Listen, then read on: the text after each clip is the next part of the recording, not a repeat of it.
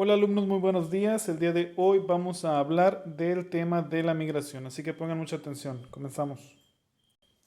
Y miren, ¿qué es la migración? Pues como ya se los había comentado en clases anteriores, la migración es el desplazamiento temporal o permanente de las personas.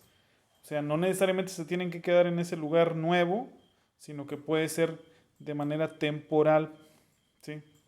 Puede ser de un país a otro o de un pueblo a otro, ¿sí? Y la migración se debe o es producida debido a varias causas. Las personas migran por distintas razones. Pueden ser razones sociales, culturales, económicas y políticas. Si hablamos de las razones sociales, pues todo lo que tenga que ver con la sociedad, con un trato desfavorable a ciertos grupos de personas, hacen que esas personas que son tratadas distinto, pues decían irse de ese lugar. Puede ser ya sea por discriminación, ya sea porque no tienen acceso a servicios como todos los demás, a injusticias, o a desigualdades de cualquier tipo, incluso hasta de género. Todas esas razones son razones sociales y puede ser que las personas migren hacia otro lugar debido a esas razones sociales. También pueden ser culturales porque algunas personas eh, prefieren o desean tener otro tipo de cultura que influye en ellos. Por ejemplo, la religión es una cultura o la educación que reciben o incluso las costumbres y tradiciones que se practican son razones culturales por las que las personas deciden irse a otro lugar. Las económicas, pues todo lo que tenga que ver con los ingresos económicos, ingreso en dinero. Hay personas que por el sueldo que ganan, pues prefieren irse a otro lugar a vivir. eh, y esa es la principal razón por la que las personas migran, ¿sí? Las razones económicas. Y las políticas, bueno, se refiere a todo lo que tenga que ver con la forma de gobierno, con el gobierno que esté en el país o en el lugar donde se esté, donde sea originaria la persona. Puede haber inestabilidad, puede haber guerra o puede haber autoritarismo o dictaduras de los gobernantes que provoquen que las personas pues no estén seguras y hagan que las personas se vayan, migren. Ahora, de estas que te estoy comentando, algunos tipos de migración de estos son o se ven obligadas las personas a irse y en otras las personas se van de forma voluntaria, ¿sí? No en todos los casos las personas quieren irse, en algunos casos las personas se ven obligadas en hacerlo.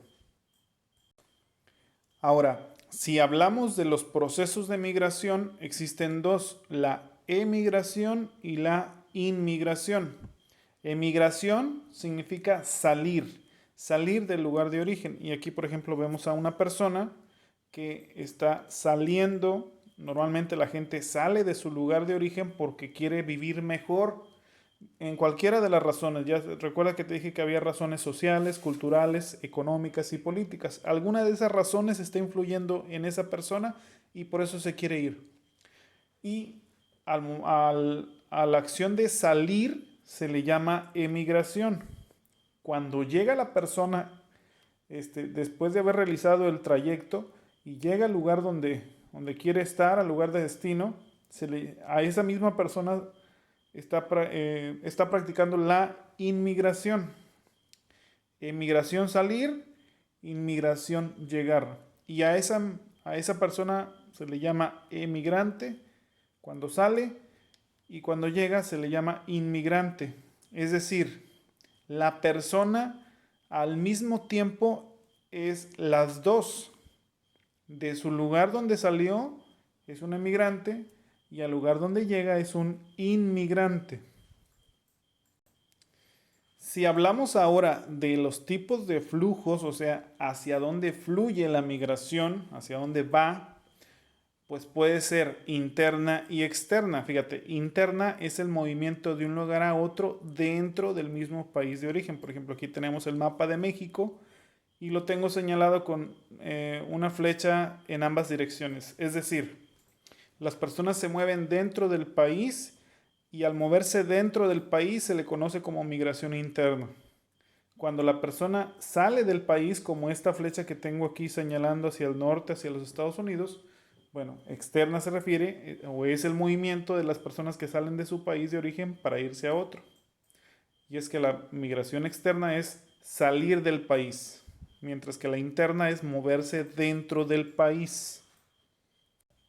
Ahora, también es lógico pensar que cuando una persona decide abandonar un país, pues está haciendo que algunos países se queden sin población y otros aumenten de población.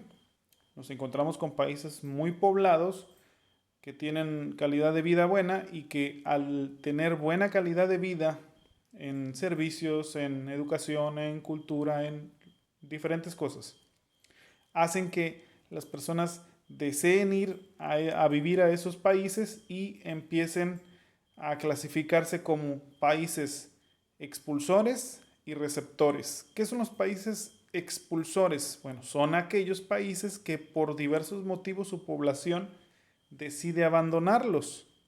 Recuerda, hay muchas causas por las que se pueden una persona decidir irse de su lugar de origen. Recuerda, hay razones sociales, hay razones culturales, hay razones económicas y políticas. Bueno, pues esas razones hacen que ciertos países sean más abandonados o salga mucha gente de ahí.